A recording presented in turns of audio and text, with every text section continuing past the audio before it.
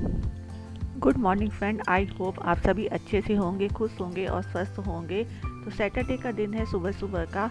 और सुबह सुबह उठ के सबसे पहले मैं कंघी करती हूँ। गर्मी बहुत है तो बिखरे हुए बाल अच्छे नहीं लगते हैं, और गर्दन पे जब मेरे को बाल आते हैं तो बहुत उलझन लगती है।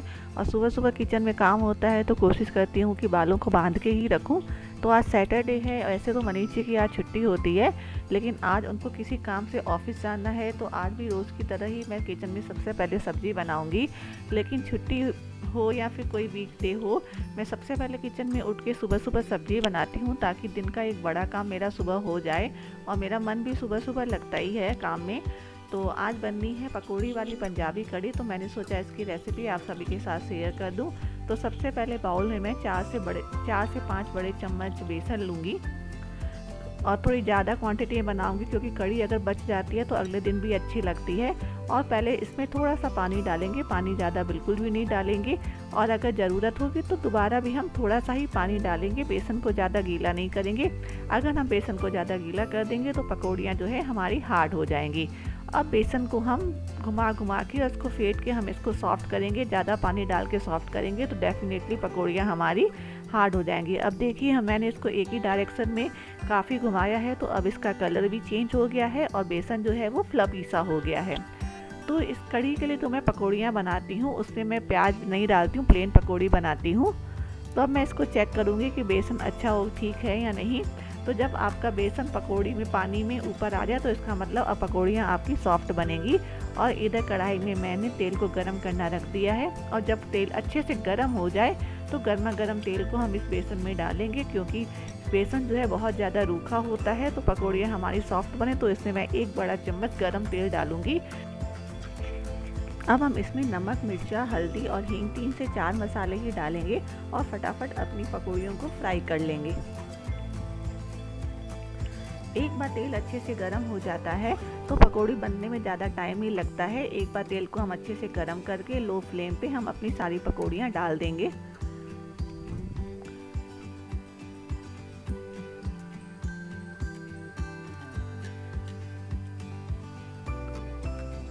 इसकी पकौड़ियों को ज़्यादा रेड कलर नहीं करना होता है, पिंकिश होने पे ही इसको निकाल लेना होता है। तो पकौड़ियाँ हमारी बनके तैयार हैं।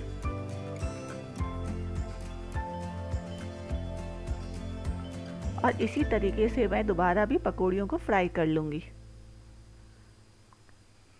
जब हम बेसन को अच्छे से फेंट लेते हैं तो पकौड़ियाँ हमारी बहुत ही सॉफ्ट बनती हैं, और जब घी में हम इसको डालते हैं तो ये डबल होने लगती हैं, जिससे पता चलता है कि पकौड़ियाँ जो है हमारी बहुत ही ज़्यादा सॉफ्ट बनी हैं।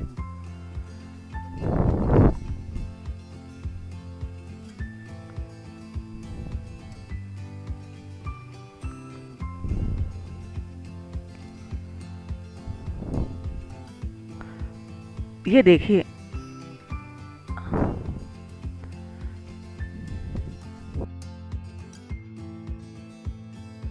फ्रेंड्स, कढ़ी की तैयारी हमने कर ली है। पकौड़ियाँ हमने तल के रख ली हैं, और साथ में प्याज, अदरक और लहसुन, इसको भी हमने रेडी कर लिया है। ये जो दही है, ये वही दही है जो घी निकालते हुए जो निकला था, उसको हमने जमाया था। तो ये व्यूअर्स ने मेरा फुल वीडियो नहीं देखा है तो प्लीज जाके देख लें, तो आपको उससे काफी अच्छी दही मिल जाती है। और अब इसी दही की आज हम कढ़ी बनाएंगे। तो दही को सबसे पहले हम मंदड़िया से अच्छे से फेंट लेंगे, ताकि इसमें कोई गुलती ना हो, कोई क्लम ना हो। और उसके बाद इसमें 2 बड़े चम्मच हम बेसन डालेंगे। ज़्यादा बेसन नहीं डालना है, नहीं तो जो कढ़ी है हमारी बहुत ही थिक बनेगी, डार्क बनेगी, तो उसका इतना अच्छा स्वाद नहीं आ पाएगा। और बेसन को इस दही में अच्छे से हम लोग मिक्स कर देंगे। तो ये हम मंदड़िया की हेल्प से बहुत अच्छे से कर लेते हैं। तो जब दही और बेसन अच्छे से मिक्स हो जाएगा तो हम कढ़ी बनाएंगे। और साथ ही हमने दूसरी तैयारी भी करनी है। हमें एक छोटा सा प्याज लेना, जिसको रफली कट लेना है, लहसुन, अदरक, कड़ी पत्ती और छौंके के लिए लाल साबुत मिर्च। साथ में हमें चाहिए जीरा, मोटी सरसों, हल्दी, हींग और मेथी पीसी हुई, और साथ में स्वाद के लिए चाहिए नमक।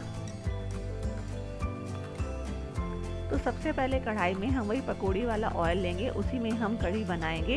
अब जब ऑयल अच्छे से गर्म हो जाए तो शुरुआत हम लहसुन से करेंगे, क्योंकि लहसुन का कच्चापन हमें ख़त्म करना होता है। तो गैस की फ्लेम को हाई रखते हुए लहसुन को गोल्डन ब्राउन करेंगे। उसमें हम अपनी मोटी सरसों डाल देंगे और जब वो क्रैक करने लगे तो उसी के साथ हम इसमें जीरा भी डाल देंगे। उसके बाद डालेंगे थोड़ी सी हींग और मेथी पिसी हुई। इन सबको हम अच्छे से मिक्स करेंगे और उसके बाद जो कद्दूकस करके हमने अदरक रखी है वो भी इसी में डाल देंगे और अपना रफली चॉप किया हुआ प्याज, इन सबको हम अच्छे से हाई गैस पे मिक्स करेंगे। जब ये सब अच्छे से मिक्स हो जाए तो इसमें हम थोड़ी सी हल्दी डाल देंगे। घी में हल्दी डालने से कढ़ी का कलर जो है बहुत ही अच्छा आता है, तो मैं जो हल्दी है इसी में डाल देती हूँ। और इसके बाद जो मैंने बेसन और दही को मिक्स करके रखा था वो इसमें डाल देंगे। तो हमारी कढ़ी को छौंका लग गया और कढ़ी देखने में खूब मसालेदार बन रही है, तो बहुत ही अच्छी बन रही है। इसमें और भी पानी डलता है तो इसमें काफ़ी पानी की रिक्वायरमेंट होती है, तो हम इसमें पानी अच्छे से डालेंगे और गैस की फ्लेम को हाई करके इसमें अच्छे से उबाल दिलवाएंगे ताकि दही जो है वो हमारी फटे नहीं। जब एक बार उबाल अच्छे से आ जाएगा तो इसका मतलब जो है कढ़ी हमारी पकी हो गई है, अब फटेगी नहीं। अब हम इसमें नमक डाल सकते हैं। तो खट्टी चीज़ों में नमक ज़्यादा डलता है, तो आप भी इसमें नमक अच्छे से डालें और 1 से 2 उबाल लगवाएं। जब कढ़ी में अच्छे से 2-3 उबाल आ जाए तो हमने जो पकौड़ियाँ बनाई है उनको हथेलियों के बीच में हल्का सा प्रेस करके इसमें डालेंगे ताकि जो ये कढ़ी है वो पकौड़ियों में अच्छे से आ जाए। पीले पकौड़ियाँ हमारी और कढ़ी जो है वो हमारी बहुत ही सॉफ्ट बने, अच्छी सी बन जाए। तो बस 1 और 2 उबाल के बाद हम गैस की फ्लेम को ऑफ करके कढ़ी अपनी ढक के रख देंगे।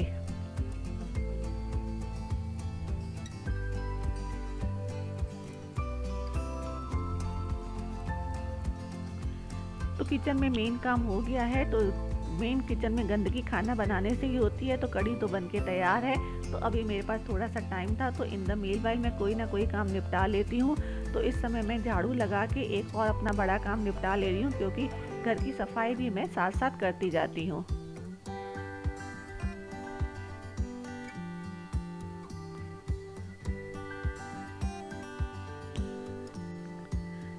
कढ़ी में अभी छौंका लगना बाकी था, तो कढ़ी जो है थिक अच्छी सी हो गई है, ना ज़्यादा थिन बनी है ना ज़्यादा थिक बनी है। और पकौड़ियाँ भी बहुत अच्छे से फूल गई हैं, जस्ट डबल हो गई हैं। तो कढ़ी बनने में तो लग रहा है कि देख के बहुत अच्छी बनी है। तो बाकी रह गई है छौंके की कमी।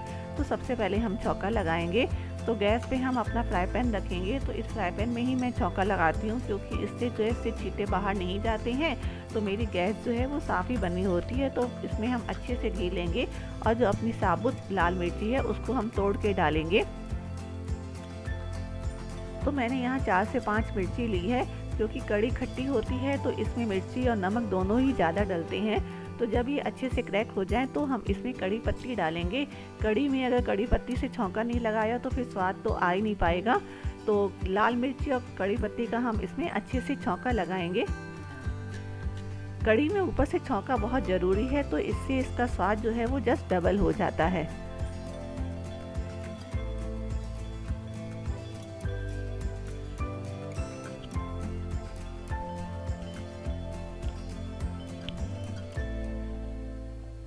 तो देख के लग रहा होगा कि कढ़ी वाकई हमारी बहुत टेस्टी और अच्छी बन गई है। तो आप भी इसको ज़रूर ट्राई करें। 1 से 2 बार में आपकी कढ़ी भी ऐसी बहुत सुंदर सी बन जाएगी। तो इसके बाद मैंने किचन अपना साफ़ कर लिया। मेरी फर्स्ट प्रायोरिटी मेरा किचन ही होता है। तो किचन को मैंने सारे काम कर लिए हैं और अच्छे से क्लीन कर लिया। उसके बाद मैं कुछ एक्स्ट्रा काम ज़रूर करती हूँ। तो कुछ ये डब्बे हैं जो अभी खाली हुए हैं और जो गंदे हो गए हैं, तो मैं किचन एक साथ कभी भी साफ़ नहीं करती हूँ। तो मेरे को ये बहुत बोरिंग लगता है। तो मैं इसके लिए क्या करती हूँ, जैसे भी कोई डिब्बा या कुछ खाली होता है तो नेक्स्ट टाइम मैं उसमें सामान भरने से पहले उनको अच्छे से धो लेती हूँ। उसके बाद इसमें सामान भरती हूँ। तो इससे मेरा किचन जो है वो हमेशा नीट एंड क्लीन बना रहता है। तो ये डिब्बे ज़्यादा गंदे नहीं होते हैं, सिर्फ धूल मिट्टी से ही थोड़े गंदे हो जाते हैं। क्योंकि मैं इस बात का खास ध्यान देती हूँ कि इस्तेमाल करने के बाद एक मेरे पास किचन में कपड़ा है कॉटन का, जिससे मैं अपने सारे जो डिब्बा डिब्बी यूज़ करने के बाद अच्छे से डेली पोंछ देती हूँ। तो वो ज़्यादा गंदे नहीं हो पाते हैं और कई दिनों तक साफ़ भी बने रहते हैं। और जब भी मैं इनको उठाती हूँ तो ध्यान देती हूँ कि मेरे हाथ गंदे ना हो, साफ़ हो, या मैं उठाने से पहले हाथ धो लेती हूँ। तो मेरे किचन के जितने भी मसाले होते हैं कुछ ऐसे गंदे नहीं होते हैं, मैं उनको साफ़ रखने की कोशिश करती हूँ और इस समय मैं इनको धो दूँगी तो शाम तक ये सूख जाएंगी और फिर से मैं इनको रिफ़िल कर सकती हूँ।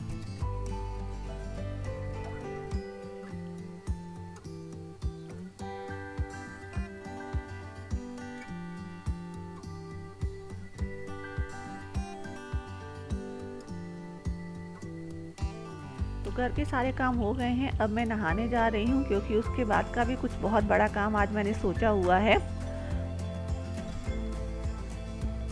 तो मैंने आज के लिए सोचा था कि आज मैं अपने आप को फ्री करके कुछ मसाले मेरे को साफ़ करने हैं, क्योंकि मेरे को खाना बनाने का बहुत शौक़ है। तो मैं जो भी मसाले यूज़ करती हूँ वो अपने घर में ही पीसती हूँ, मैं कभी मार्केट से पैक्ड मसाले ला के इस्तेमाल नहीं करती हूँ। तो ये धनिया है जिनको मैं बीन रही हूँ, इनको भून के मैं पीसूँगी। तो घर के ही मसाले मेरे को अच्छे लगते हैं, मैं कभी बाहर से ऑर्डर नहीं करती हूँ, उनको घर पे मंगवा के साफ़ करके और उनको भून के पीस के रखती हूँ। इससे उसमें प्योरिटी अलग ही होती है और उससे खाने में बहुत अच्छा स्वाद आता है। तो ये लाल मिर्ची है जिसको कि मैं होली के टाइम पे लेके आई थी। उसके बाद मैंने इनको सुखा के धोया था और सुखाया भी था, तो ये बहुत अच्छी मैंने बना के रख दी थी। तो अब मेरी लाल मिर्ची ख़त्म हो गई हैं, तो अब मैं इनको साफ़ करके सेक के और पीस लूँगी। तो ये बहुत अच्छी होती हैं। हाँ, थोड़ी सी मेहनत ज़रूर होती है, लेकिन इनसे जो है खाने में स्वाद बहुत अच्छा हो जाता है।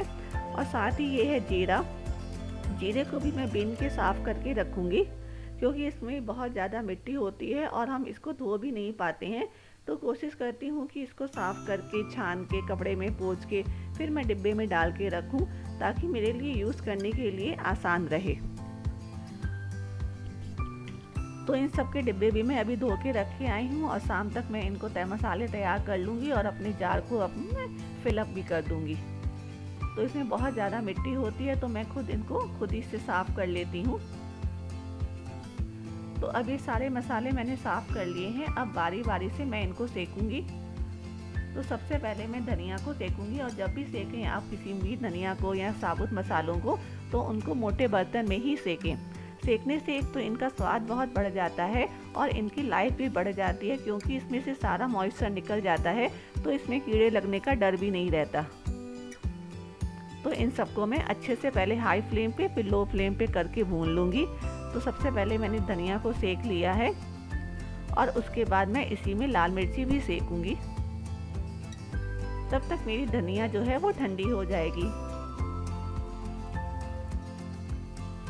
बस इनको 1 से 2 बार अच्छे से हमें मिक्स कर देना है और गैस की फ्लेम को कभी हाई या लो करके इन सबको हम अच्छे से सेक लेंगे।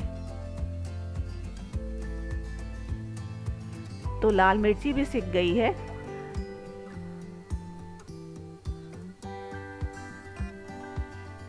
तो जब तक धनिया और लाल मिर्ची ठंडी होती है, तब तक मैं जीरे को छान के और इसको बना लेती हूँ। तो जीरा मैंने साफ़ कर लिया था, अब मैं इसको छन्नी में छान रही हूँ, ताकि इसमें से जितनी भी मिट्टी है, धूल है, वो सब निकल जाए। क्योंकि इसको धो के सुखाना तो पॉसिबल नहीं होता है, तो मैं इसकी मिट्टी को ऐसे छान के निकाल लूँगी। ये देखिए कितनी मिट्टी निकली है। और उसके बाद इस जीरे को मैं कॉटन के कपड़े पे डाल के अच्छे से पोंछ के फिर डिब्बे में पैक करूँगी।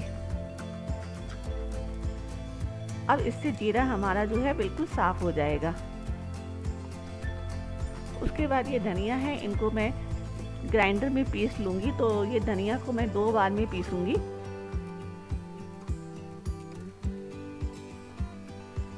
अगर आप घर में मसाले पीसते हैं तो ये आपकी चॉइस हो जाती है कि आपको जो है मसाले कितने मोटे या पतले चाहिए। तो मेरे को धनिया अभी मोटी लग रही है, इसको मैं 1 बार और पीसूँगी। मैं मसाले ज़्यादा मोटे या ज़्यादा पतले नहीं पीसती हूँ, इनको मीडियम साइज़ पे रखती हूँ, क्योंकि अगर मोटे होते हैं तो खाने में मुंह में आते हैं, और अगर पतले हो जाते हैं तो कभी छौंका लगाना हो तो बहुत जल्दी जल जाते हैं। तो धनिया मैंने पीस ली है, इसी तरीके से मैं दोबारा भी धनिया पीस के अपनी तैयार कर लूँगी।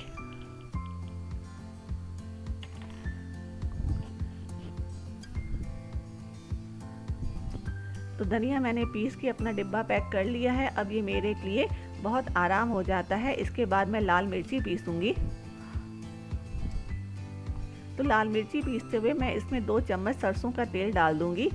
सरसों का तेल इसलिए डाला जाता है कि अगर हम इसमें सरसों का तेल डालते हैं तो लाल मिर्ची का कलर जो है बहुत अच्छा डार्क हो जाता है, साथ ही इसमें कभी कीड़ा नहीं लगता। सरसों के तेल डालने से कभी किसी चीज़ में कीड़ा नहीं लग सकता है, तो ये एक तरीके से एक प्रिजर्वेटिव का काम भी होता है। तो लाल मिर्ची को पीसने के बाद मैंने इसका ऊपर का कैप हटा दिया है क्योंकि इससे धंज बहुत उड़ती है।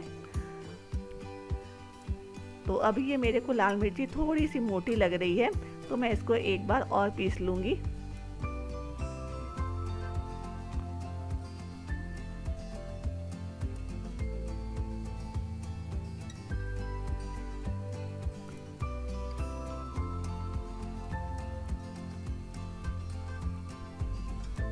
अब ये देखिए लाल मिर्ची बनके तैयार है और इसका कलर भी बहुत ज़्यादा डार्क हो गया है। तो इस तरीके से मैं मसाले खुद से पीसती हूँ, तो इससे जो है खाने का स्वाद बहुत ही ज़्यादा बढ़ जाता है और मुझे यकीन होता है कि मेरे मसालों में कोई मिलावट नहीं है। नहीं तो बाहर के मसालों पे मैं ट्रस्ट नहीं कर पाती हूँ, हो सकता है उनमें कोई कलर डाला गया हो या उनको लॉन्ग टाइम तक रखने के लिए कोई प्रिजर्वेटिव डाला गया हो, क्योंकि मसाले बहुत टाइम तक पैक्ड रहते हैं, तो ये भी पॉसिबिलिटी है कि उनमें कोई प्रिजर्वेटिव या कुछ और भी यूज़ किया गया हो।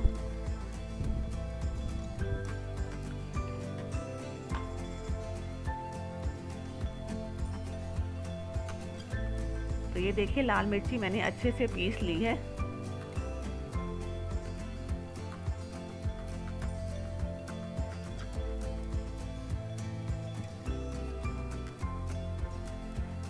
तो धनिया और लाल मिर्ची दोनों को पीस के मैंने तैयार कर लिया है। तो एक बार करने से कम 6 से 8 महीने की छुट्टी हो जाती है। तो ये लाल मिर्ची कम से कम अब मेरे को 1 साल तक आराम हो जाएगा और उसके बाद जीरे को भी पोंछ के अब मैं डिब्बे में डाल दूंगी।